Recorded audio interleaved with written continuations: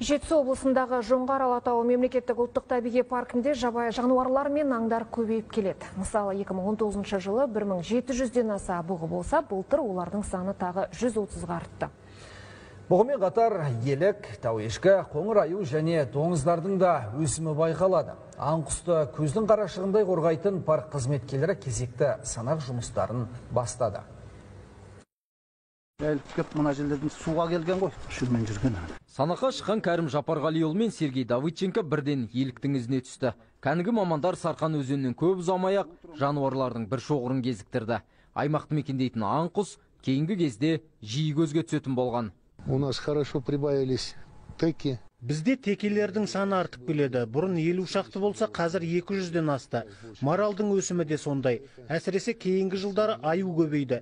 Ертеректе 2 қонжықтан туса, қазір 3-тен ертіп жүретін болған. Бұл қоректік азығының жеткілікті екенін айғақтайды. Сарқан филиалының аумағында ғана 44 аю бар. Жоңғар Алатауы мемлекеттік ұлттық табиғи парк. Жануарлар дүниесі мониторингі, ізі, жануардың түрі. Мемлекеттік инспекторлар санақ жұмыстарына ақылды технологияны қолданады. Біріккен ұлттар ұйымының даму бағдарламасымен берген геонавигациялық құрылғы 2 жыл бойы сынақтан өткізілді. Нәтижесінде жануарлардың тіршілік ететін ортасы дәлме-дәл анықталып, картаға түсірілді. Ақпарат негізгі компьютерге көшіріліп, мәлімет қоры жинақталып жатыр.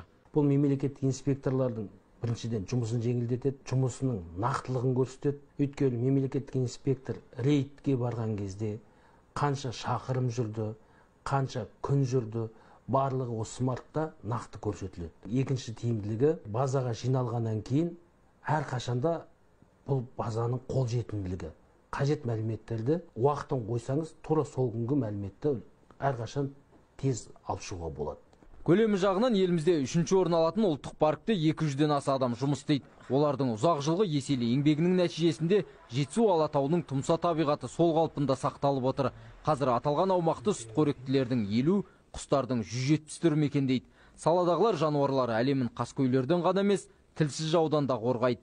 Кіші Басқан өзенінің бойында 5 көпір бар. Биыл соның 3-еуін парк қызметкерлері қалпына келтіреді. Сол арқылы мынандай тянь-тянь шыршасы өсетін аумаққа қарай жол ашып, жасыл желекті өрттен қорғау жұмыстарын жүргізбек. Тынығушыларға Жетісу Алатауын аралату үшін ұлттық парк тарапынан 10 шақты туристік бағыт әзірленген. Биыл олардың қатары тағы 2-мен толығады. Наиболее перспективным туристическим маршрутом является. Туристердің көбі Жасылкөлді көргісі келеді. Сондықтан осы бағытты дамытамыз. Яғни Алакөлден Жасылкөлге баратын маршрут дайындадық. Тополевка ауылында жергілікті әкімдік туристік орталық ашуды жоспарлап отыр. Сол елді мекеннен де бірнеше туристік бағытқа баруға болады. Былтыр ұлттық паркке 3000-нан аса турист келген. Жаңа бағыт ашу арқылы келушілер санын 1,5 мыңға көбейту жоспарланып отыр.